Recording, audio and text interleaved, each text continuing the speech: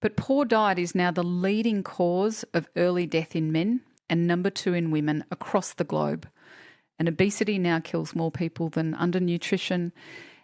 The WHO have said, by 2030, it's going to cost the global community upwards of $30 trillion, and made the point that there's no economy in the world that can actually cope with the costs, the poor health outcomes of unhealthy diet.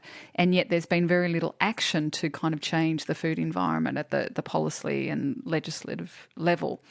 At the same time, we know that mental and substance use disorders account for the leading global burden of disability. So even though they may not directly always lead to early death, although they do have an impact on that, they cause a massive amount of disability across the globe. And unipolar depression in particular is in the top 5 causes of disability across the globe continually. So the fact that the two things are linked is incredibly important for prevention and for treatment. The fact that poor diet is such a major issue globally for health really highlights the craziness of medical practitioners getting so little training on nutrition during their residencies, etc. It's a major issue.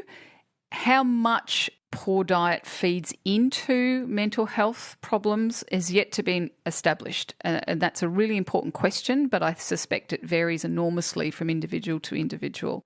And it should be always said that, something like depression is a very multifactorial disorder. There are so many things that drive into it. But if you think about the risk factors for mental illness, they're very often things that you can't readily change. They're things like family history and early life trauma and life events and poverty and disadvantage and interpersonal violence. These are things that are often very challenging for societies to address.